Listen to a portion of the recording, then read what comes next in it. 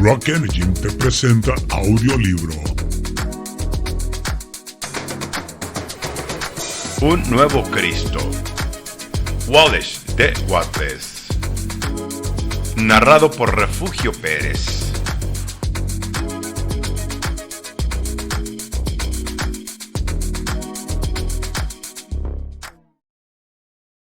Capítulo 1. Su personalidad. Esta serie no será un intento de probar algo acerca de Cristo, sino que será un esfuerzo por determinar mediante el estudio científico lo que Él fue, cómo vivió y lo que enseñaba. Hay demasiadas personas que han estudiado a Jesús según nociones preconcebidas de Él o su misión, y esta actitud siempre lleva a conclusiones erróneas. Es dudoso que ningún hombre haya sido más incomprendido por la gente de su propio tiempo que Jesús. Ciertamente, ningún hombre ha sido más groseramente tergiversado por las generaciones venideras y especialmente por aquellos que profesaban ser sus amigos y seguidores. La religión cristiana fue reconocida por primera vez por los poderes del Estado en una época en la que los intereses de la clase dominante exigían la conformidad y máxima misión por parte de la gente a las necesidades de las clases reales. El concepto común de Cristo fue dado a la Iglesia por los sacerdotes de la Edad Oscura, en un momento en que se buscaba un ideal religioso que llevara a los hombres a conformarse con la esclavitud y a inclinar la cabeza ante todo tipo de mal y de opresión. Este concepto se basa y fue extraído casi íntegramente de Isaías, escrito 700 años antes de su nacimiento, más que de los 4 evangelios, los relatos de testigos oculares de su vida y obra. El Cristo de las iglesias es Cristo de Isaías, y nuestras ideas acerca de él no se han establecido con base en un estudio imparcial de la historia de su vida. Pasajes en las profecías tales como: despreciado y desechado entre los hombres, varón de dolores, experimentando en quebranto, escondimos nuestros rostros de él, es llevado como un cordero al matadero, y como una oveja delante de sus trasquiladores, enmudeció, no abrió su boca. Han sido citados para mostrar su carácter y la mansedumbre y humildad sumisa de espíritu con el que tuvo que soportar el mal y la injusticia. Hemos llevado al pedestal del hombre ideal a un hombre despreciado, asolado por la pobreza, un trabajador a quien las clases altas miran con desprecio por su origen humilde, que no tenía amigos salvo pescadores, obreros, marginados y pecadores. Un hombre que andaba a menudo sin camisa y con hambre, y que soportó insultos y persecuciones con mansa sumisión, y se basaba en un mundo malvado con las manos siempre en alto, en señal de bendición amorosa. Este personaje se ha ofrecido por demasiado tiempo con el ideal cristiano, sea manso, sea sumiso, sea como cordero o como oveja. Baje su cabeza ante el perseguidor y ofrezca su espalda al trasquilador. Alégrese cuando sufre, porque es para la gloria de Dios. Esta es una buena religión para el hombre con las tijeras. El Cristo que se ofreció en el viejo púlpito ortodoxo es un personaje débil. No es la clase de hombre que elegiríamos presidente, y sus seguidores tendrían muy poca fe en él como un organizador. Ningún magnate de hoy le haría capataz. Y si se publicara por el país esta noche que el presidente de Estados Unidos renunció y que Jesús se inauguraría mañana como presidente, el 95% de los cristianos no dejaría su dinero en los bancos por miedo de que Jesús iniciara un pánico. Lo que proponemos hacer ahora es comprobar, mediante el estudio de los 4 evangelios a la luz de la historia, si ese es el verdadero Cristo, y si no, averiguar cómo era el Cristo real. El Jesucristo real. En primer lugar, Jesús no pudo haber sido despreciado porque era carpintero o hijo de un carpintero. La costumbre requería a cada rabino judío o maestro tener un oficio. Leemos el Talmud de Rabí Johanán, el herrero, y el rabino Isaac, el zapatero, hombres muy honrados y estudiados. De rabino Jesús, el carpintero, se hablaría de la misma manera. San Pablo, un hombre muy estudiado, era de oficio fabricante de tiendas. En ese momento, y entre esa gente, Jesús no pudo haber sido despreciado por su nacimiento y su posición. A Jesús se le suponía popularmente de sangre real, Era saludado como hijo de David, su linaje era bien conocido. La gente que gritaba Hosana al hijo de David sabían que era un aristócrata entre los aristócratas, un príncipe de la casa real. No era de humilde nacimiento, ni se suponía que debía ser así. En este punto me remito a Mateo 9:27, Mateo 15:22, Mateo 20:30, Mateo 21:09, Marcos 10:47. Él fue educado.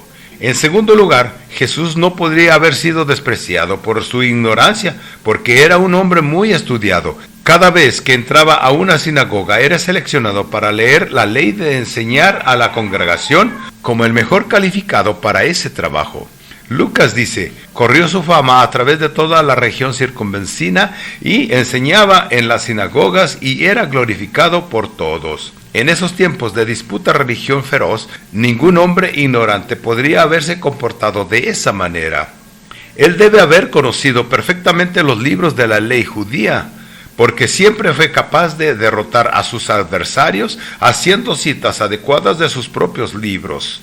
Incluso sus enemigos siempre se dirigían a él como maestro o profesor, reconociendo su profundo saber.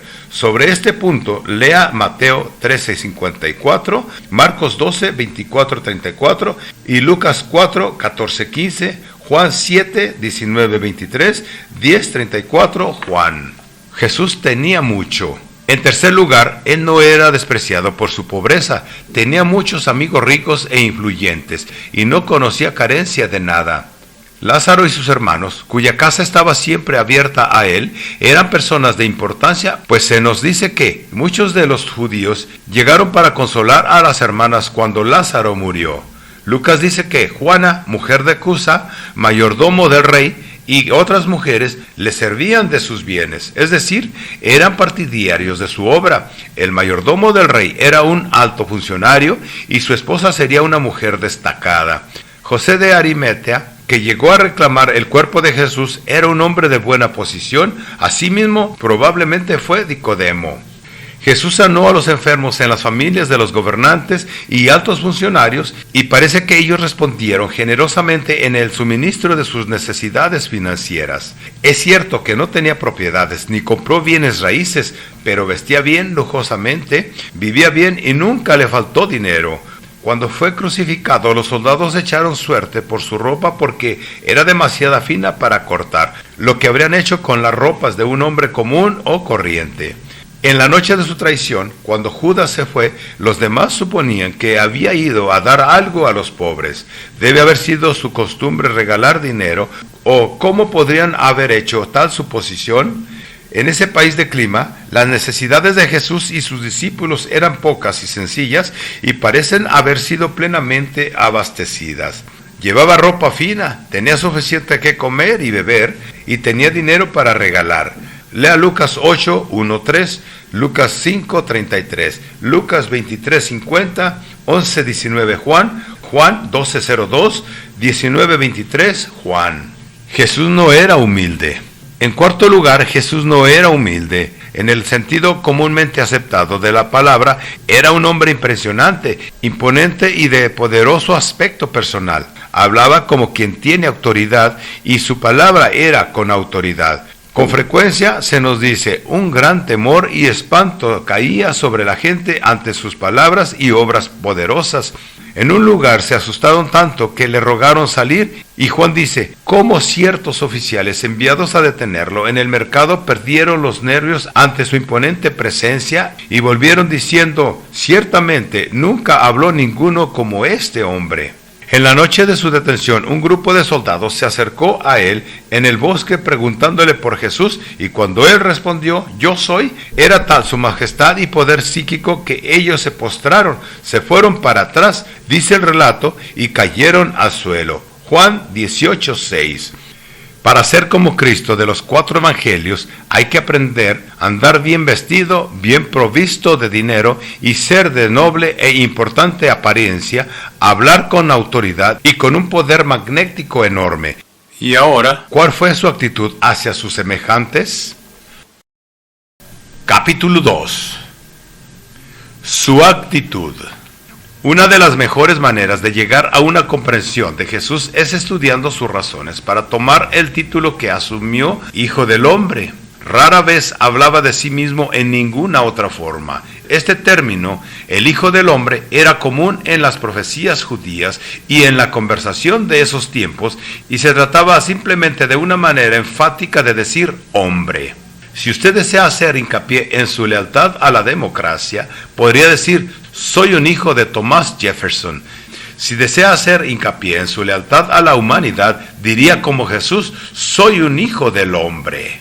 El mundo en que vivió Jesús. El imperio romano era una gran máquina de impuestos. En sus provincias conquistadas, la gente era dejada en la medida de lo posible con sus gobiernos locales e instituciones propias de la justicia. La función de los oficiales romanos era extorsionar tributos y cobrar impuestos. Gobernadores, procuradores y recaudadores de impuestos practicaban toda forma de extorsión y opresión sobre aquellos que tenían propiedades. El robo abierto, la tortura, el secuestro, la falsa acusación y el encarcelamiento podían ser impuestos en el hombre que tenía dinero para tentar la codicia de los altos poderes, y como los propietarios oprimidos no tenían forma de responder a las exigencias del gobierno, sino mediante la explotación de los pobres, la condición de las masas era de hecho lamentable. Es claro que la clase propietaria y de negocios tenía que conseguir dinero para pagar sus impuestos explotando la multitud de alguna manera.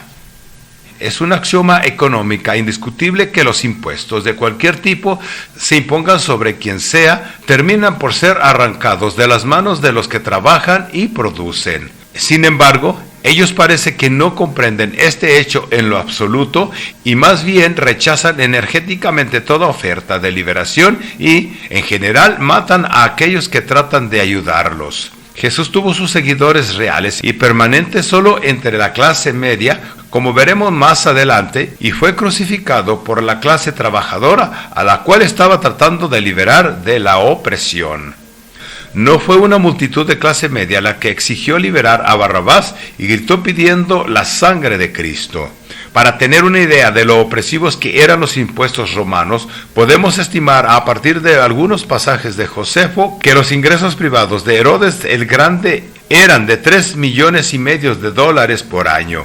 Nota del traductor: estos dólares de 1900 equivalen a unos $90 millones de 2015. Esto es mucho menos, por supuesto, que el ingreso de nuestro John D. Rockefeller, pero nuestros Herodes modernos tienen un país más grande, más rico y más poblado para grabar, y han descubierto métodos de extorsión que dejan muy en la sombra las crudas formas de los monarcas de la antigüedad. Estas enormes sumas obtenidas de la pequeña privancia de Galilea llevaron a los trabajadores descontentos hasta el último extremo de la miseria. No podían ir más bajo y seguir viviendo. Las sectas de los tiempos de Jesús. En Judea en ese momento había varias sectas religiosas que también eran, en cierto modo, partidos políticos envueltos en intrigas por el prestigio, el poder y la influencia con Roma. Los fariseos, saduceos, esenios, samaritanos, etc., no estaban de acuerdo sobre diversas cuestiones, como la existencia o no existencia de los ángeles, la resurrección de los muertos, el bautismo y así sucesivamente. La lucha entre estos partidos era desesperadamente agria y amarga, a menudo hasta el punto de la violencia abierta. Estaban siempre dispuestos a irse a las pedradas para poner fin a una controversia. Los disturbios estaban a la orden del día en las calles de Jerusalén, y solo el poder psíquico y la personalidad de mando de Jesús le salvó de ser liquidado por estos turbas religiosas. Lea Lucas 4, 28-30, Lucas 26. 8:54 Juan. Los líderes de estas sectas eran, por supuesto, de la clase media o propietaria, pero las bases eran las manos comunes, hundidos en la más terrible pobreza, grabadas, golpeadas, robadas, ultrajadas, sacrificadas, sin una voz que se levantase en su nombre. Nadie, fuese judío o gentil, pensó ni por un momento en exigir justicia para la multitud mestiza. Se dice que Jesús, al ver las multitudes, tuvo compasión de ellas, porque estaban agobiadas y desamparadas como ovejas sin pastor. Mateo 9:36. Tenían entonces, como ahora, un montón de pastores para bautizarlos, para interpretarles profecía, para instruirlos en las cosas espirituales, pero nadie que exigiera aligerar sus cargas o que gritara en su nombre por justicia.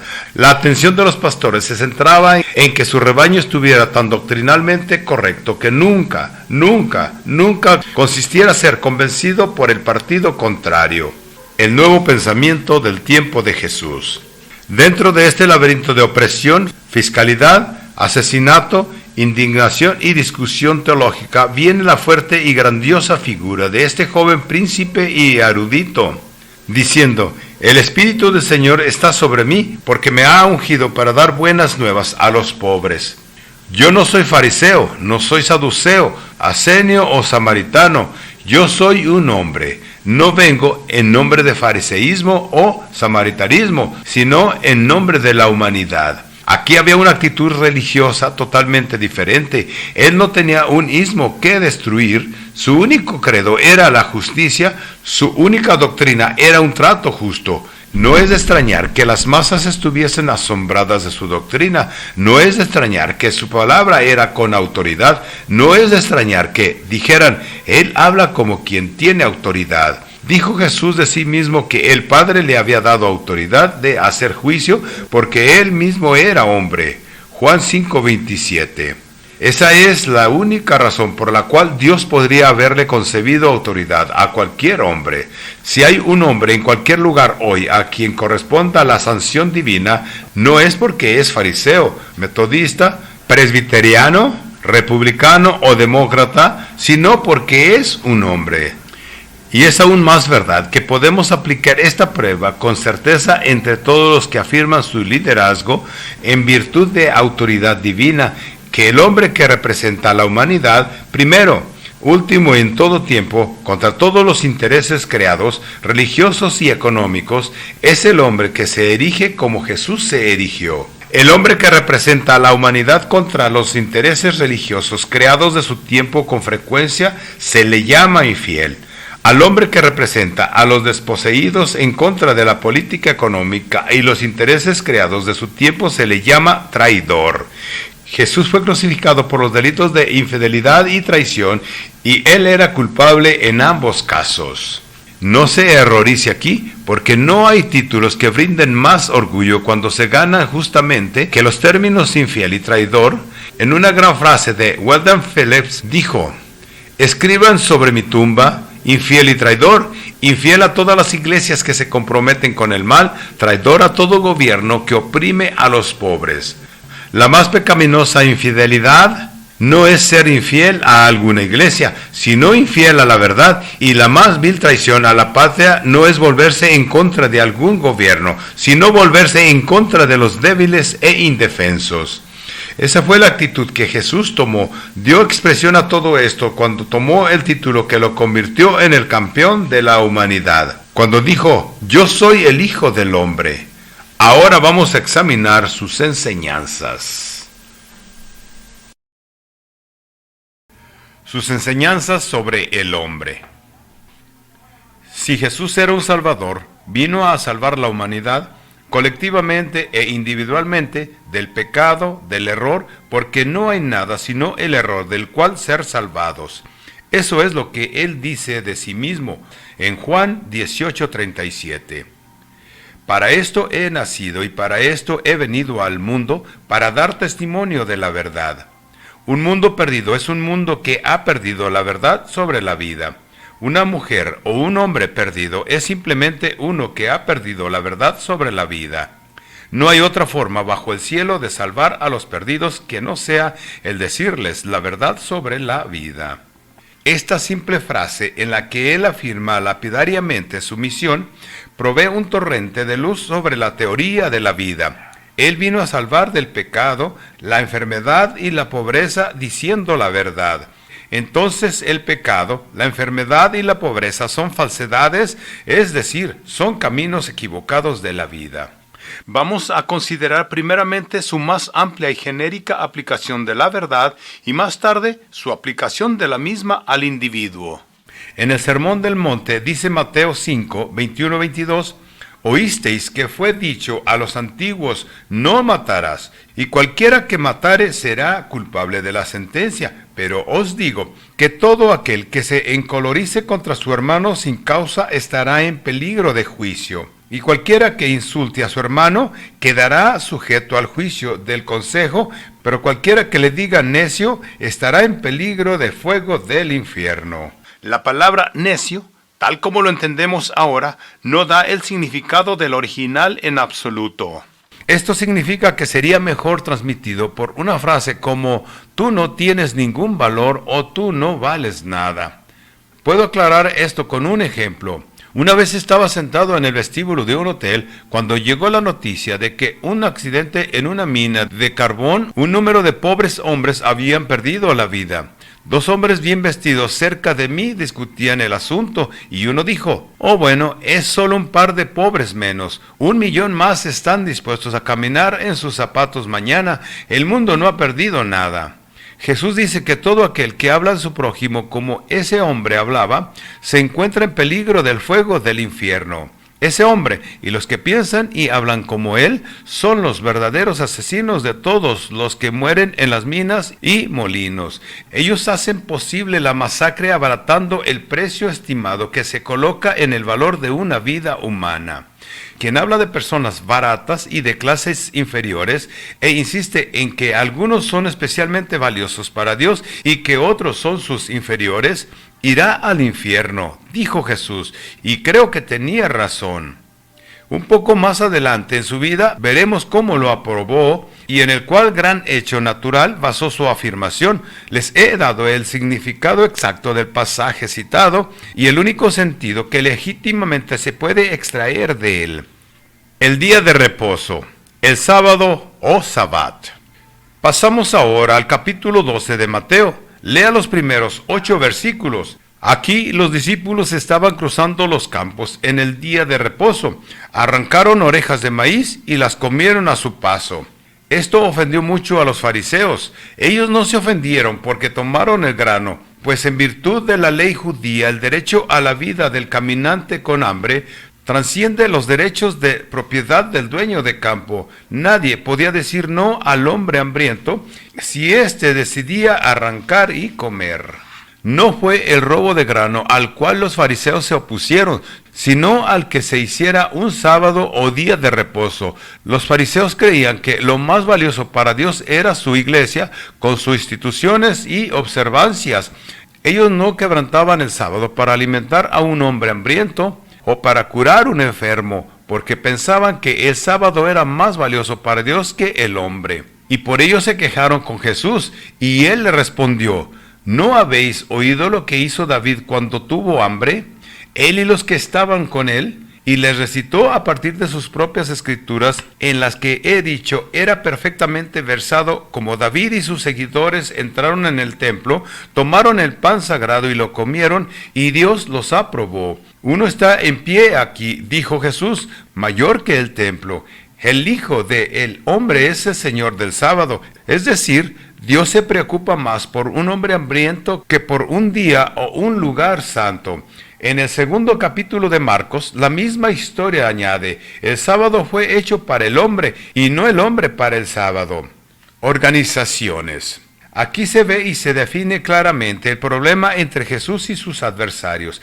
Ellos exaltaban el templo, el culto, el sábado, la ceremonia. Jesús exaltó el hombre. Ellos declaraban que Dios estaba trabajando a través de la humanidad para construir sistemas e instituciones. Jesús declaró que Dios estaba obrando a través de sistemas e instituciones para construir la humanidad. Y yo por mi parte estoy de acuerdo con Jesús, no siento ningún respeto por los edificios, a pesar de que son estructuras magníficas, donde la tenue luz entra por las ventanas de colores hasta formar esculpidas de santos y ángeles, y sacerdotes vestidos con sotanas cantan con solemne cadencia. Estas cosas me conmueven poco. Pero cuando estoy en un aula y miro el brillante rostro de un centenar de niños y niñas, cuando estoy en un mercado lleno de gente, o en un molino, o en una fábrica donde mis hermanos y hermanas trabajan para abastecer las necesidades del mundo, y recuerdo que cada alma ante mí contiene posibilidades tan infinitas como el universo mismo, cuando estoy en la presencia de esta humanidad común, gloriosa, trabajadora, buscando, amando, sufriendo, desnudo mi cabeza y le rindo pleitesía, porque aquí estoy de hecho en la presencia de Dios Todopoderoso. Cualquiera aquí es mayor que el templo, más grande que el día de reposo, más grande que el sistema, más grande que la situación, más grande que la iglesia o el Estado. Dios tiene un llamado más alto para el hombre que el mantener determinados días y lugares sagrados. Esta tierra entera es un lugar sagrado, porque es consagrado por el amor de Dios para cumplir su propósito en el despliegue del grandioso destino del hombre. Los niños. En el capítulo 18 de Mateo se lee que Jesús tomó a un niño y lo puso en medio de ellos y dijo: todo aquel que sea humilde como este niño será el más grande en el reino de los cielos, y siguió afirmando que todo el que puede ofender al niño, mejor que sea arrojado al mar. Podrá hacerse una buena idea de las concepciones erróneas que existen respecto a Jesús y su tiempo, si estudia las imágenes que habitualmente vemos de la escena en la cual bendijo a los niños pequeños. En ella se nos muestra siempre a Jesús rodeado de mujeres vestidas brillante que traen bebés limpios para que Él los ame y los bendiga. Y nos parece muy fácil hacernos humildes como cualquiera de estos niños. Pero si volvemos a la descripción de la condición de las masas en esos tiempos, se hará una idea diferente. Ese niño que Jesús puso en medio de ellos era un niño esclavo, sin lavar, sin peinar, cubierto de parásitos y llagas fétidas, repulsivo para todos los sentidos, un niño del abismo en medio del periodo más oscuro de la historia del mundo. ¿Y qué quería decir al decirnos que nos hiciéramos humildes como ese niño? ¿Es que debemos ser niños en espíritu, dóciles, crédulos? No, solo hay una manera. Párese al lado de ese niño de la alcantarilla y diga: ante Dios, este niño es tan bueno como yo y tiene derecho a todo lo que yo reclamo para mí y para mis hijos, y no descansaré hasta que todo lo que yo pido para mí también sea suyo. Entonces usted se habrá humillado como el niño al reconocer que es igual a usted y comenzará a ser grande en el reino de los cielos. Todo aquel que ofendiere a uno de estos pequeños esclavos es mejor que le colgaren una piedra del molino a su cuello y lo arrojen al mar. Si cualquier hombre o mujer o sistema de ferrocarril o sistema financiero o desorden industrial que se interponga entre el pobre niño y la vida, está bajo la maldición de Dios. Es mejor que todos los cultivos de maíz de 1000 años se perdieran, que la menor injusticia se hiciere a ese pequeño niño. Eso es lo que Jesús enseñó, y por eso no es de extrañar que fue crucificado. Capítulo 4. Sus enseñanzas sobre la riqueza. Un día Jesús estaba enseñando a la gente y dijo: en sustancia, ¿por qué se preocupan por las cosas que comerán y vestirán? Mirad a las aves, que no tienen sino una fracción de su inteligencia, que no saben suficiente para sembrar, ni cosechan, ni recogen provisión para el futuro, y sin embargo no tienen hambre. Ustedes, con gran inteligencia, seguramente deben ser capaces de vivir con más facilidad y seguridad que las formas más bajas de la vida. Sin embargo, el miedo y la ansiedad solo se encuentran entre los hombres. Buscan el tipo de reino que vuestro Padre quiere, un orden perfectamente justo de las cosas, y tendrán suficiente de todo. Esta es una traducción libre de Mateo 6, 25-34, pero es una reproducción muy precisa del significado del original, mucho más que la dada por la versión del King James. Aprovecho para darle aquí una palabra de preocupación. Con frecuencia recibo cartas de personas que insisten mucho en la interpretación de algún pasaje particular del Nuevo Testamento, e incluso en el de una palabra única, como si la palabra exacta fuese una guía perfecta e infalible. Sobre esto, recuerdo que Jesús enseñó y habló en arameo, un dialecto que había suplantado totalmente el hebreo entre los judíos de Palestina, y que sus enseñanzas en ese idioma se mantuvieron en la memoria cerca de 70 años antes de que apareciera en griego en los manuscritos de los evangelios. Luego, a partir del griego, fueron traducidos al inglés hace 500 años en nuestra versión King James. Hace 500 años muchas palabras en nuestro idioma tenían significado que se han perdido, y así usted puede ver lo tonto que resulta poner tanta fe sobre palabras separadas y pasajes que podrían no transmitir en un todo el significado que Él quiso darles en sus enseñanzas. Nunca podremos entender a Jesús si no se estudian sus enseñanzas como un todo conectado. Riqueza para todos. Pareciese que Jesús dijo la verdad cuando dijo que no habría necesidad de preocuparse.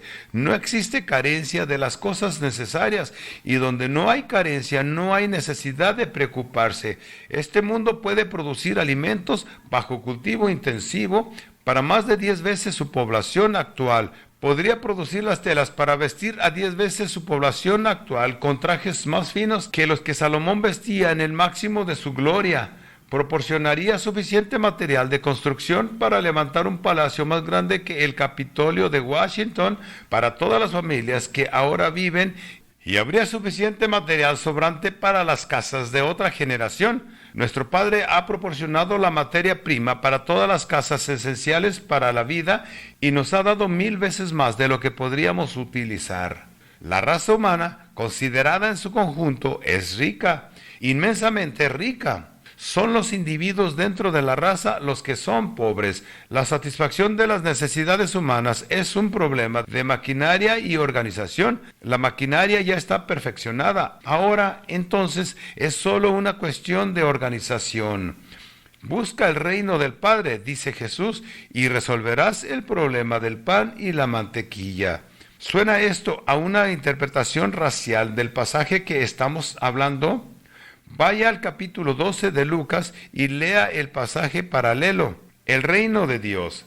Ahora, ¿qué quiso decir por reino de Dios? Prácticamente todos los comentarios están de acuerdo que no se refirió a un cielo al que no podemos entrar hasta que moriremos, y también están de acuerdo en que no quiso decir una iglesia como la que tenemos ahora.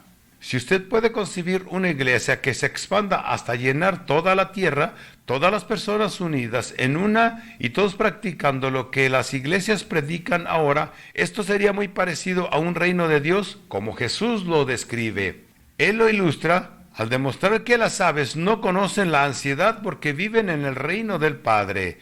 Todos por igual tienen acceso a la fuente. No hay ningún fideicomiso entre los insectos, y ningún pájaro astuto tiene acaparado el mercado de los gusanos. Cuando, en vez de ir libremente a la gran fuente, los pájaros comiencen a competir por segmentos limitados de ella, comenzará a existir ansiedad entre ellos. No puede haber ningún reino del Padre a menos que todos tengan igualdad de acceso a la gran fuente. Encontrará esto confirmado en el capítulo 23 de Mateo. En los primeros 12 versos, aquí Jesús sienta las bases del reino en el hecho de la paternidad de Dios, y voy a llamar la atención de los literalistas especialmente al hecho de que las palabras fueron dirigidas tanto a la multitud como a sus discípulos. Él les asegura a todos que Dios es el Padre de todos y que son hermanos, y que, por consiguiente, no deben competir por el mejor lugar en el banquete. Si en lugar de luchar entre sí, van con amor juntos al banquete, no habría suficiente para todos. Que no haya lucha por el dominio o poder sobre los otros, solo igualdad y la democracia, dice Jesús, y nadie tendrá que soportar más una pesada carga. Supongamos que un padre de familia reúne a sus hijos alrededor de una mesa donde se ha provisto tan generosamente como nuestro Padre lo ha hecho por nosotros. El niño mayor llega primero a la mesa y toma la mejor comida en su plato. Cuando su hermanita trata de tomar un buen pedazo de pastel, él la golpea las manos extendidas de los otros y dice: aléjense. Nuestro Padre puso esto aquí, y como yo soy el primero en llegar, entonces es mío. Aléjense.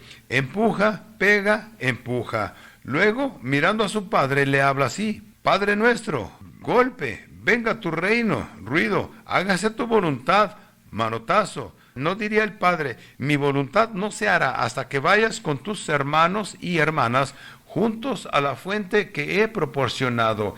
Y si el muchacho dice entonces: bueno, padre, yo mantendré todo como tu encargado, dando a los demás como yo considero que es lo mejor para ellos, y viendo que todo se haga decentemente y con orden, ¿no es cierto que el padre contestaría: no quiero benevolencia o caridad, o autonegación, o la observancia del sábado, sino que cada uno vaya libremente a la fuente por todo lo que necesita?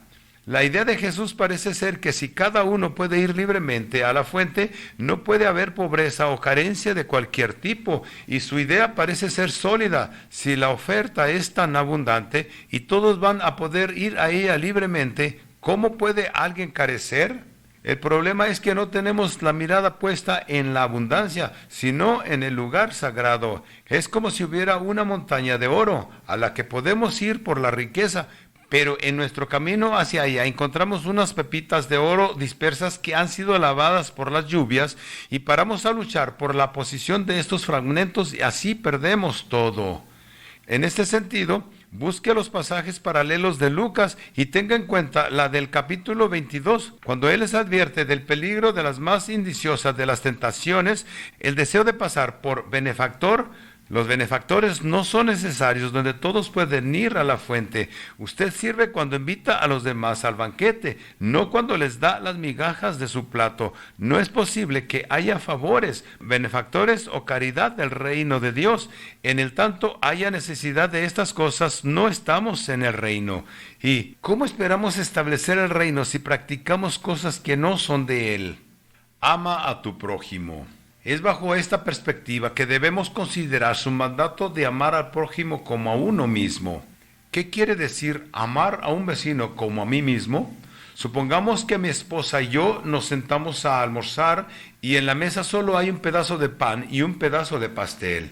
Y supongamos que me apresuro a tomar el pastel y digo: querida, sin duda te amo con devoción, hubiese querido que también comieres pastel, y me lo trago y le dejo solo la costra.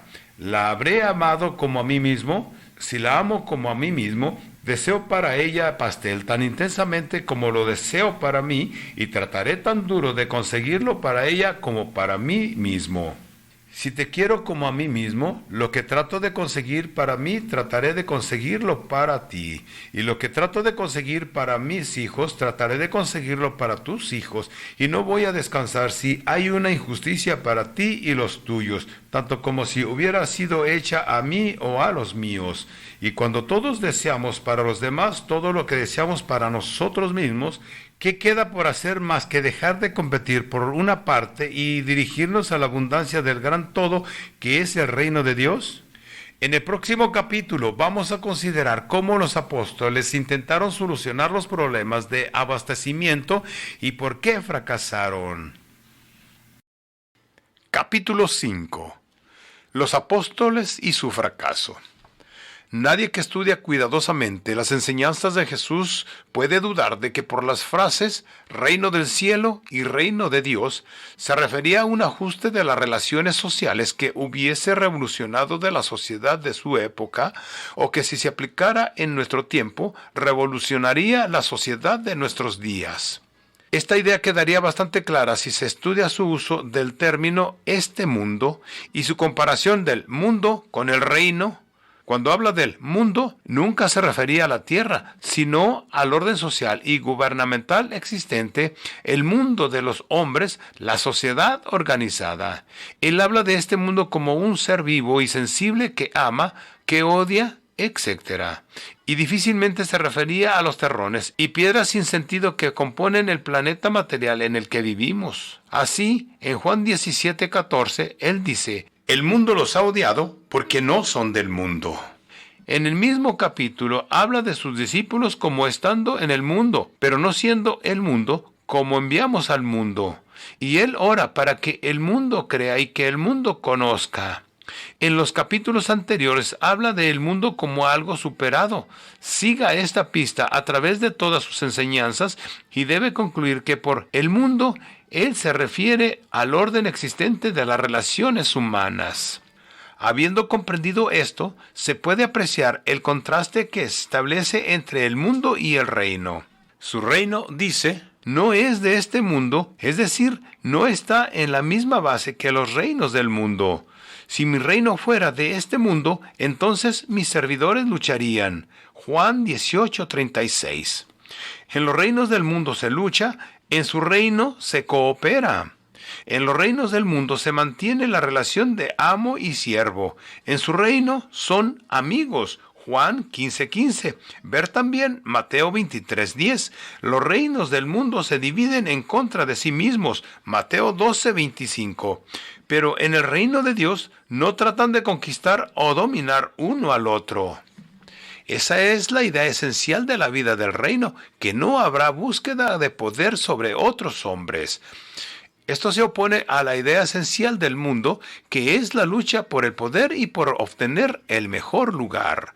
Así que, cuando quisieron hacerle rey por la fuerza, Juan 6:15, Él se negó porque eso hubiera sido poner su reino sobre la base del mundo, la lucha y la competencia, y un reino en el que Jesús gobernase por la fuerza de las armas, después de todo, se diferenciaría en los reinos del mundo solo en grado y no en principio. El único reino en cuyo establecimiento Jesús podía ayudar era el reino del Padre, una mancomunidad cooperativa en la que todos tendrían acceso en igualdad de condiciones a Dios y la gran fuente. Él envía a sus seguidores no para luchar o conquistar, sino para ir como corderos entre lobos y mediante la enseñanza y sus vidas transformar el mundo loco y confuso en una gran hermandad. Él creía que había vencido al mundo por medio de su ejemplo y que éste pronto debía llegar a su fin. El fin del mundo. Esto nos lleva a otro punto para nuestra consideración.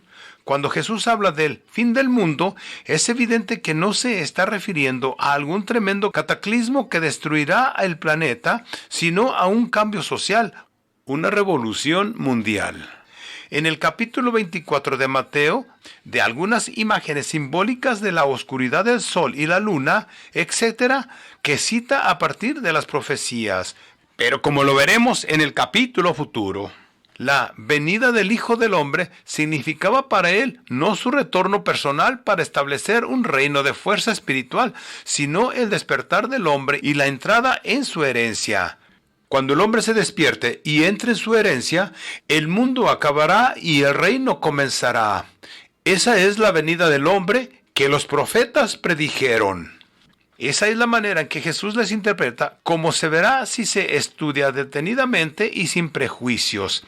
Él no parece haber tenido ninguna idea de que el planeta llegara a su fin, o de que Él vendría personalmente para hacer lo que se negó rotundamente a hacer mientras estuvo aquí, o sea, crear un reino basado en la fuerza. Los apóstoles entendieron este concepto del reino y se pusieron en camino con alegre confianza para construir un mundo unido y armonioso. Lea el 2 y 4 capítulo de los Hechos y lea los escritos de los primeros padres cristianos y verá que su idea no era crear institución para el culto en el mundo malo, sino convertir el mundo en una sociedad justa, unida y ordenada. La propiedad se poseía en común y no había entre ellos pobreza que no fuera compartida por todos y no había riqueza que no fuera distribuida por todos. Las sociedades cristianas eran pequeñas mancomunidades y el propósito inspirador al que se aferraron con gran entusiasmo fue al convertir al mundo en una gran mancomunidad. Los apóstoles entendían que el propósito de Jesús fue establecer un estado que debía crecer dentro de los reinos del mundo y absorber a todos, no por la fuerza, sino por la conquista de la verdad, por la evangelización al mundo, mediante la educación en los ideales y métodos de la hermandad. Su sueño era un mundo donde el esfuerzo unido de todos se centrara en el desarrollo del niño pequeño. Fue esta visión gloriosa de la que dio virtud y poder a su predicación, y fue la pérdida de esta visión la que costó a la iglesia su poder espiritual. La iglesia de hoy está viva en la medida en que recibe esta visión, en la medida en que ve el reino y ayuda a reorganizar la sociedad. Debemos considerar aquí por un momento por qué el experimento comunista fracasó y vamos a encontrar fácilmente la razón. El comunismo fracasó y siempre fracasará porque interfiere con el gran propósito que es el desarrollo completo del alma individual. Asfixia al individuo en la masa y roba toda iniciativa de él, tratando de impedir que gane poder sobre otros, le priva de poder sobre sí mismo, destruye la individualidad, pues el individuo solo puede desarrollarse por el uso libre y como propietario de todo lo que es capaz de utilizar de forma individual. El capitalismo roba a la mayoría la oportunidad de ser propietario de las cosas necesarias para su desarrollo individual. El comunismo roba a todos esta oportunidad. En este sentido, ambos son los opuestos de un método cristiano que extendería enormemente la propiedad privada y cuya doctrina cardinal es que el individuo debe poseer absolutamente y sin lugar a dudas todo lo que necesita o puede utilizar individualmente y que el derecho a la propiedad privada debe limitarse solo en cuanto a las cosas que no se pueden operar sin explotar a otros. El individuo puede adquirir y poseer todo lo que puede utilizar para su propio desarrollo, pero no puede ser propietario de lo que le convierte en dueño al otro. Bajo esta idea, los millones de familias que ahora están sin propiedad adquirirán y serían propietarios de casas hermosas con jardines y terreno para cosechar alimentos, tendrían caballos y carruajes, automóviles y yates de recreo, sus casas tendrían bibliotecas, instrumentos musicales, pinturas y estatuas. Todo lo que una persona puede necesitar para el crecimiento de su alma y la de los suyos, debería poder poseerla y utilizarla como quisiese. Pero las carretas, los ferrocarriles, los recursos naturales y las grandes máquinas serían propiedad y serían operadas por la sociedad organizada, de modo que todos pudieran comprar el producto en términos de igualdad. El socialismo, bien entendido, nos ofrece el individualismo más completo, mientras que el comunismo sumerge al individuo en la masa. Los apóstoles fallaron porque el comunismo es un fracaso en la naturaleza de las cosas, mientras que en el mundo, en este momento, no había evolucionado lo suficiente como para hacer posible el socialismo. Trataron de establecer para todos una vida que solo era posible para unos pocos. Capítulo 6. La fuente de energía. Jesús atribuye todo su poder maravilloso a la relación mental que existía entre él y el Padre. Jesús utiliza los términos Padre y Dios de forma intercambiables y dice: mi Padre, de quien vosotros decís que es vuestro Dios, Juan 8:54, y en su conversación con la samaritana explica claramente su concepción de Dios, declarando que Dios es espíritu, no es espíritu, como la versión King James dice, y que Él no quiere ser adorado en un lugar particular como Jerusalén o en alguna montaña consagrada especialmente, pero puede ser abordado o adorado en espíritu y en verdad en cualquier lugar. El Padre, como lo describió Jesús, es espíritu universal, trabajando en todos, por todos y para todos. Él describe este espíritu como el que hace que el sol brille y que la lluvia caiga, como el poder detrás de la naturaleza, vistiendo los lirios del campo y haciendo que el cabello crezca en las cabezas del hombre, y así siendo la una y única vida, acelerando y conduciendo a hombres a la verdad al ser la inteligencia única. Cada hombre es un Dios, según Jesús, porque Dios es espíritu que habita en el hombre. Él les dijo: vosotros sois dioses. Juan 10:34. El espíritu mantiene la tierra en su órbita, hace salir el sol, envía la lluvia y causa la llegada de la siembra y la cosecha. El espíritu vive en el lirio y lo cubre con ropas más finas de la que vestía a Salomón en toda su gloria. El espíritu vive en el hombre. Solo hay un poder, solo hay una vida, solo hay una inteligencia. Unidad del hombre en Dios.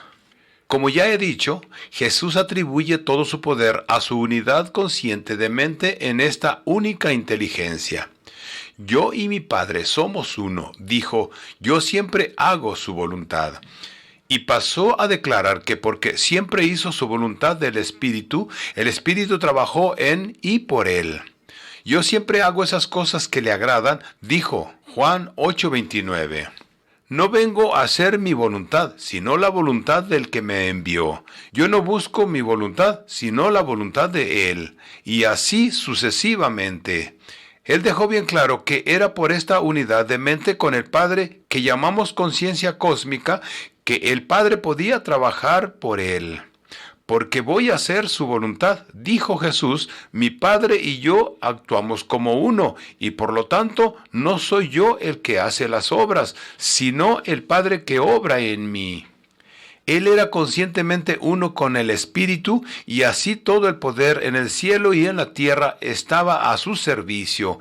Era conscientemente uno con la vida, y así podía transfigurar su cuerpo y curar a otros. Salía de él la virtud, una comprensión de la verdad que sanaba a todos. Era conscientemente uno con la inteligencia, y así todo el conocimiento y la sabiduría eran suyos.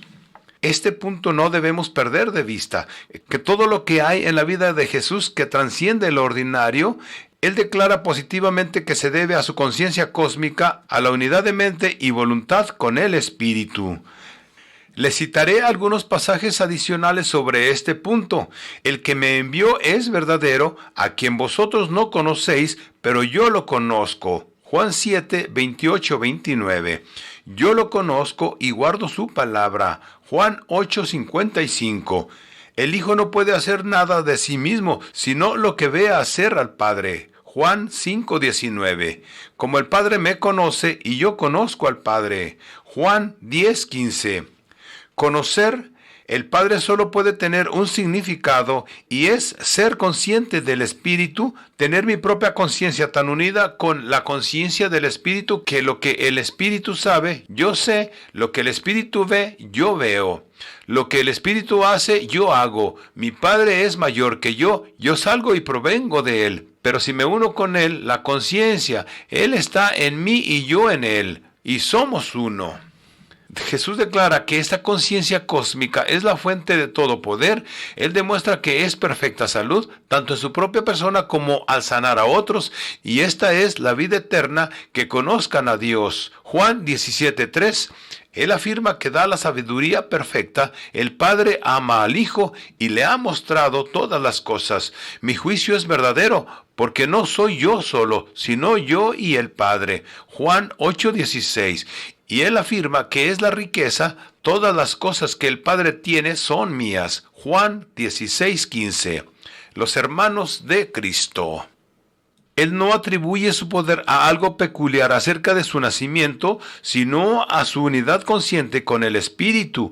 Él no dice que Dios es únicamente su Padre, sino que es nuestro Padre. Él dice, uno es vuestro Padre y todos vosotros sois hermanos. Él dice en el Sermón del Monte, es vuestro Padre el que los alimenta y los cuida. Sean sus hijos en mente y la voluntad, como lo son de hecho. Él no afirma ser un semidios y que los demás somos hombres, sino que Él es Dios y que podemos ser Dios también. Si tenemos voluntad, el que hace la voluntad de Dios conocerá entrada en el reino, y así sucesivamente. Las obras que yo hago, vosotros las haréis también, y mayor obras que éstas haréis. La conciencia que él tenía parece pensar que es muy posible que todos nosotros los tengamos, que todos sean uno. Ora en el capítulo 17 de Juan, como tú, Padre, estás en mí y yo en ti, para que ellos puedan ser uno en nosotros, yo en ellos y tú en mí, para que sean perfectos en unidad. Lo que Él es, podemos cualquiera o todos llegar a serlo, dice Él. La relación de Jesús con Dios. Es bastante cierto que Jesús no hizo ninguna pretensión de ser diferente al resto de nosotros, excepto en cuanto al alcance de su conciencia. Él era consciente de una relación con el Espíritu de la cual el mundo no sabía nada. Esta relación existía para sí mismo, así como para el mundo, siempre que el mundo la reconocería y entrara en ella. Y que todos entraran en esta unidad consciente con el Espíritu salvaría al mundo del pecado, la enfermedad, la ignorancia y la pobreza, y establecería el reino de Dios. Él no podía orar por ningún bien mayor que el que ellos fueron uno con el Padre. Así como Él era uno con el Padre, ser uno con el Padre es ser uno con el Espíritu, y ser uno con el Espíritu es armonizarse con Él de tal manera que el pensamiento, la vida, el poder y la sabiduría vendrán en un flujo continuo del Espíritu a nuestras mentes y cuerpos. La relación del hombre con Dios.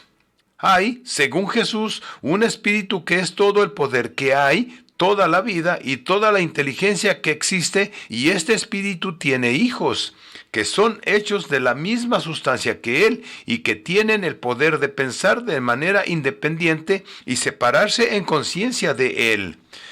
Y el poder de pensar con independencia implica la posibilidad de pensar erróneamente.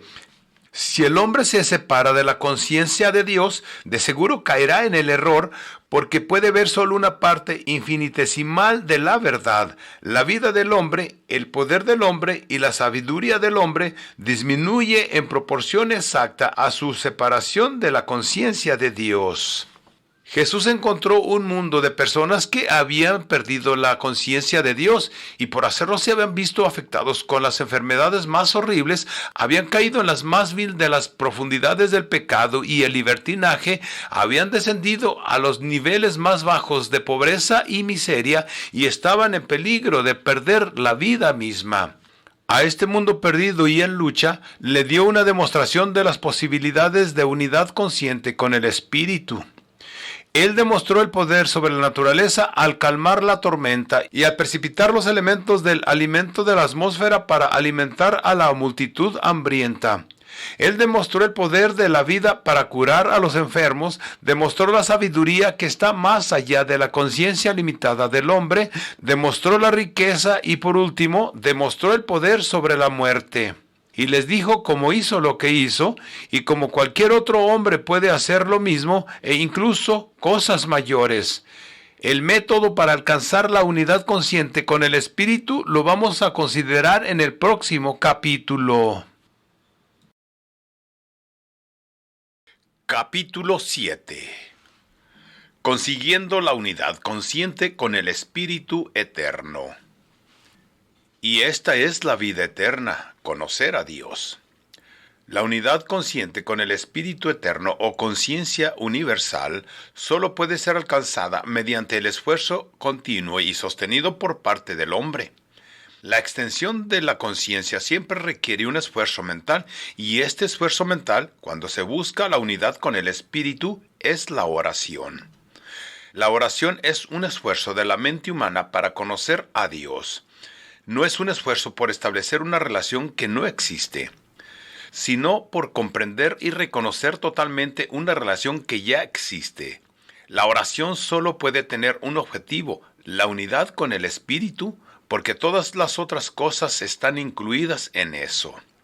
A través de la oración, en realidad no buscamos obtener salud, paz, poder o riqueza. Lo que tratamos es de conseguir la unidad con Dios. Y una vez que llegamos a esta unidad, la salud, paz, poder y riqueza son nuestros sin pedir permiso. Estudie la oración de intersección, como se le llama en el capítulo 17 de Juan, y verá que Jesús no pide nada para el hombre salvo que sea una en mente con Dios. Esto es lo único necesario, todo lo demás está contenido en él. Quien tenga conciencia espiritual completa tiene salud, paz, poder y riqueza. Jesús insistió mucho en sus enseñanzas acerca de la oración y demostró su dependencia en ella en su práctica diaria. Los evangelios abundan en referencias a su oración, su salida a solas para orar, las noches que pasaba en oración. Es evidente de que su conciencia de él y el Padre era uno. Se mantenía por la persistencia en afirmar y reafirmar continuamente el hecho. No hay que olvidar que esto está en condición directa con nuestra conciencia objetiva. Hemos llegado a creer que pensamos, vivimos, nos movemos y existimos por obra de nosotros mismos, y nuestros sentidos físicos niegan la existencia de Dios. Pero Dios no se encuentra ampliando la conciencia objetiva o externa. Dios es espíritu, dijo Jesús, y los que se acercan a Él deben acercarse a Él a través de sus propios espíritus. Para lograr conciencia universal, la oración debe ser, en primer lugar, un esfuerzo por despertar y activar el espíritu en el hombre. En segundo lugar, debe ser un esfuerzo para unir ese espíritu en unión consciente con Dios. El espíritu del hombre, el ego, el hombre mismo, se despierta cuando la voluntad actúa. Solo el individuo es capaz de querer y cuando quiere, toda su personalidad entra en acción. Así, Jesús fue perfectamente científico al establecer como primer requisito para lograr la conciencia universal o cósmica el que hubiese voluntad de hacer la voluntad de Dios. Él atribuye claramente su propio poder al hecho de poner su voluntad al hacer la voluntad del Espíritu Universal y dice, el que quiera hacer la voluntad de Dios sabrá querer hacer la voluntad del Padre, mantener su palabra, hacer sus obras, es el primer paso hacia la unidad. Y el siguiente paso es la oración de fe. La oración de fe se describe claramente en Marcos 11, 23, 24. Cualquiera que dijere a este monte, quítate y échate en el mar, y no dudaré en su corazón, pero cree que las cosas que él dice se cumplirán, tendrá todo lo que él dice tener. Por tanto, os digo, cualquier cosa que busquéis cuando oréis, creed que lo estáis recibiendo ahora, y os vendrá. Vemos aquí que la oración de fe no puede ser ofrecida dos veces por la misma cosa. Tan pronto como usted ha pedido, si tiene verdadera fe, su oración pasa a ser una afirmación de posición. Después de haber aceptado hacer la voluntad de Dios y tras pedir a Dios ser recibido en Él, nada le queda excepto declarar: yo y el Padre somos uno. Este punto lo han pasado por alto por la mayoría de los comentarios, que la oración de fe, cuando se pronuncia, se convierte en una afirmación de posesión. No se puede continuar orando por una cosa cuando cree que la va a recibir, solo puede dar las gracias y asegurar que es suya. El proceso de recibir. Primero, usted debe tener la voluntad de hacer la voluntad de Dios. Luego, 2, orar para que usted pueda ser uno con Él. Y finalmente, 3, afirmar: yo y mi Padre somos uno. Y una vez que usted ha establecido definitivamente en su conciencia el hecho de su unidad con el Espíritu, entonces obtenga y afirme sus provisiones de salud, paz, poder y riqueza. De otra manera podría ser que no las manifieste, pues aunque todas estén incluidas en su unidad con Dios, la mera enunciación de esa unidad podría no llevar todos los resultados a su conciencia. Cuando los discípulos se acercaron a Jesús para pedirle que les enseñara a orar, Él les dio la oración del Señor, que comienza: venga tu reino. Cuando uno ha dicho esto, ha pedido todo lo que existe. En el reino de Dios nadie se queda sin el pan de cada día o sufre el mal, pero esto se menciona en la oración para que lo que se pide resulte más claro y definitivo al entendimiento. Afirmar la forma general de la salud con Dios no es lo suficientemente preciso como para traernos salud, paz, poder y riqueza. Es mejor afirmar cosas específicas debido a que no entendemos claramente que ya están incluidas. Tenemos que ser concretos y específicos en nuestra comprensión de la realidad de nuestra unidad con Dios. Esa mente que estaba en Jesucristo, yo y el Padre somos uno. Esa es una buena frase, pero no transmite bien la idea a una mente moderna. Hay una inteligencia y soy uno con la inteligencia. Esa sería una mejor frase, aunque un poco torpe. Hay una mente y yo soy esa mente. Esa declaración es más clara y concisa. Sería difícil ser más concreto. Hay una sola mente. Cuando digo esto, pienso en la inteligencia única impregnando todas las cosas, llevando vida a todas las cosas, dando coherencia y propósito a todas las cosas. Fije su pensamiento en esta mente hasta que le parezca que puede verla y sentirla. Luego diga, yo soy esa mente. Esa mente es lo que habla cuando yo hablo, lo que actúa cuando yo actúo. Yo soy esa mente. Se necesita afirmar y reafirmar esto para fijarlo en la conciencia, pero todo el tiempo que pase en esto estará bien invertido. Usted bien puede darse el lujo, como lo hizo Jesús, de ir al desierto para ayunar y meditar durante 40 días o pasar noches enteras en oración, si con ello puedo llegar a la plena conciencia de la unidad con Dios, porque entonces habrá entrado en el reino. Hay una mente y yo soy esa mente. Dígalo continuamente y siempre que lo diga, trate de comprender todo lo que significa. Usted es la mente eterna, el poder eterno, la vida eterna. Todo es suyo y todo le es posible, una vez que haya desterrado de su conciencia la falsa idea de la separación. Su palabra tendrá poder y usted hablará con quien tiene autoridad. Demostrará salud, poder, riqueza y sabiduría cuando la conciencia de que usted es el eterno haya tomado completa posesión de su mente objetiva y subjetiva.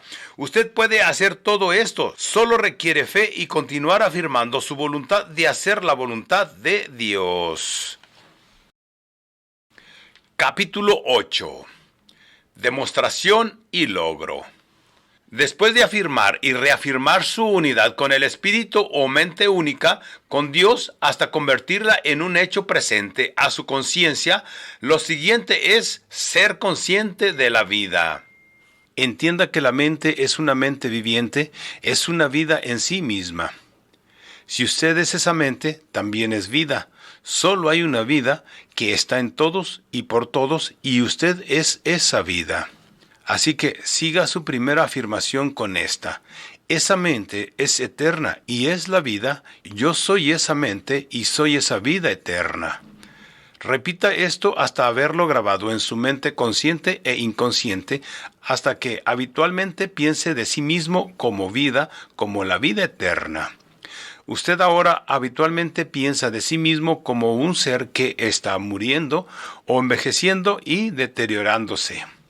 Esto es un error que surge de aferrarse a una conciencia separada. Enfrente toda sugerencia de edad, deterioro o muerte con la afirmación positiva. Yo soy la vida eterna. Jesús dijo, y esta es la vida eterna, conocerlo a Él, al Dios vivo. Conocer a Dios es ser consciente de su unidad con Él, sino ¿de qué otra forma lo conoce? Conciencia de salud. Después de lograr conciencia de vida, es fácil lograr conciencia de salud. La mente es materia viva de la que usted está hecho y es vida pura. La vida debe ser salud. Un flujo de vida no puede llevar consigo algo más que salud. Una fuente no puede enviar dulce y amargo a la vez. Un árbol bueno no puede producir malos frutos. La luz no tiene comunión con las tinieblas. Dios no puede conocer la enfermedad, no puede tener conciencia de la enfermedad. La conciencia de la enfermedad es un error, es el resultado de juzgar por las apariencias. Y juzgamos por las apariencias en el tanto mantengamos la conciencia separada. No se puede estar consciente de la vida y consciente de la enfermedad al mismo tiempo.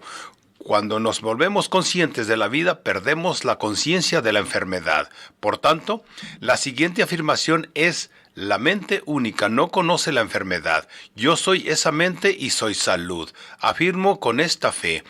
Curará toda la enfermedad si la afirmación se hace en la conciencia de que usted y su Padre son uno. Conciencia de poder. Luego viene la conciencia de poder. La afirmación para esto es, la mente es la fuente de todo poder y no puede conocer duda ni temor. Yo soy esa mente y soy paz y poder. No se necesitan argumentos para demostrar que la fuente de todo poder no puede tener miedo de nada. ¿Qué puede haber que pueda ser temido? Tampoco puede tener duda de que es capaz de hacer cualquier cosa imaginable o de hacer frente a cualquier combinación posible de circunstancias. Que existe que todo el poder que existe no pueda hacer. Es solo cuando usted se ve a sí mismo como algo separado de ese poder que empieza a dudar de su capacidad para hacer las cosas. Solo puede tener miedo mientras contiene esa conciencia separada. Jesús nunca mostró ninguna duda, ni jamás manifestó temor. Sabía que nada malo contra su voluntad podía llegar a él, y nada lo hizo. Él no fue crucificado porque sus enemigos ganaron una victoria sobre él. Él fue a la cruz voluntariamente para hacer una demostración que finalmente demostraría la verdad a sus discípulos. Ningún hombre me quita la vida, dijo, yo mismo la entrego. Tengo poder para entregarla y tengo poder para tomarla de nuevo. Juan 10:18. Tener conciencia de poder da serenidad. Serenidad es la conciencia pacífica del poder y es resultado de afirmar una unidad con el poder hasta que se convierta en un hecho presente en la conciencia. La paz os dejo, mi paz os doy. Que no se turbe vuestro corazón ni tenga miedo. Usted no puede evitar que el corazón tenga miedo si conserva la conciencia de sí mismo como algo separado del poder. Por lo tanto, comprenda y afirme que usted es uno con el poder. Conciencia de sabiduría. La siguiente es la conciencia de sabiduría. El poder sin sabiduría puede ser terrible y destructivo como la fuerza de un caballo desbocado. El poder puede ser constructivo cuando es sabiamente aplicado. Por ello debemos afirmar el hecho de nuestra sabiduría. La mente única, como fuente de todas las cosas, debe conocer todas las cosas desde el principio, debe conocer toda la verdad. La mente que conoce toda la verdad no se puede equivocar. Los errores son causados por un conocimiento parcial de la verdad. Una mente así no puede conocer el error. Conociendo toda la verdad, solo puede actuar a lo largo de las líneas de la verdad perfecta. Solo puede entrenar conscientemente la idea de la verdad perfecta. No puede distinguir el bien del mal, solo puede conocer el bien. Para reconocer algo como el mal, una mente debe tener solo un conocimiento parcial y una conciencia limitada. Lo que parece ser el mal es siempre el resultado de un conocimiento parcial. Cuando el conocimiento es perfecto, no hay mal, y nadie puede ser consciente de lo que no existe. Dios es luz y Él no hay tiniebla alguna. Dios es ojos demasiado puros para ver el mal y no puede mirar la iniquidad. Cuando nos hacemos conscientes de la verdad de todo, perdemos la conciencia del mal. Con la completa conciencia se vuelve imposible juzgar, pues no hay nada que juzgar. Usted no tiene que emitir un juicio cuando conoce la vía correcta. No se sienta a juzgar donde no existe el mal. Entonces Jesús dijo, vosotros juzgáis conforme a la carne, yo no juzgo a nadie. Yo he venido no para juzgar al mundo, sino para salvar al mundo. El Padre a nadie juzga. Cuando el mal y el error son inexistentes, no puede haber sentencia. Para elevarse sobre el error de creer en el mal, use esta afirmación. La mente solo conoce la verdad y sabe toda la verdad. Yo soy esa mente y soy conocimiento y sabiduría. Conciencia de riqueza. Habiendo alcanzado la conciencia de la vida eterna, de la salud, del poder y la sabiduría, ¿qué más se puede pedir? La conciencia de riqueza, el testimonio de la riqueza y abundancia. La mente única es la sustancia original de la cual proceden todas las cosas. Solo existe un elemento. Todas las cosas están formadas por un mismo material. La ciencia puede ahora precipitar azúcares, colorantes y otras sustancias de la atmósfera, la cual parece ser similar a lo que hizo Jesús cuando dio de comer a la multitud en los milagros de los panes y los peces. Los elementos que componen toda la naturaleza visible se encuentran en la atmósfera a la espera de ser organizados en formas, y la atmósfera es solo una forma condensada y palpable de la sustancia original, el Espíritu, Dios. Todas las cosas se hacen a partir de y están hechas de una sustancia inteligente viviente, una mente. Usted es esa mente. Por lo tanto, usted es la sustancia de la cual todas las cosas se hacen y también el poder que hace y forma. Usted es riqueza y abundancia porque es todo lo que hay. Así que afirme, Todas las cosas, creadas o no creadas, están en esa mente. Yo soy esa mente y estoy en riqueza y abundancia. Conciencia de amor. Por último, diga, yo soy el camino, la verdad y la vida, la luz brilla en mí para bendecir al mundo. Esto le dará la conciencia del amor, la voluntad de bendecir y la voluntad de amar. Vida eterna, salud, poder y paz, sabiduría, riqueza y amor. Cuando usted es consciente de todo esto, ha alcanzado la conciencia universal. Usted está en Cristo y Cristo está en usted. Afirmación del ser. Hay una mente y yo soy esa mente. Esa mente es eterna y es vida. Yo soy esa mente y soy vida eterna. Esa mente no conoce la enfermedad. Yo soy esa mente de salud. Esa mente es una fuente de todo poder y no puede conocer duda ni temor. Yo soy esa mente y soy poder y paz.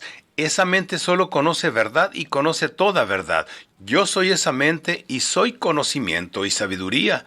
Todas las cosas creadas y no creadas están en esa mente. Yo soy esa mente y soy riqueza y abundancia. Yo soy el camino, la verdad y la vida. La luz en mí brilla para bendecir al mundo.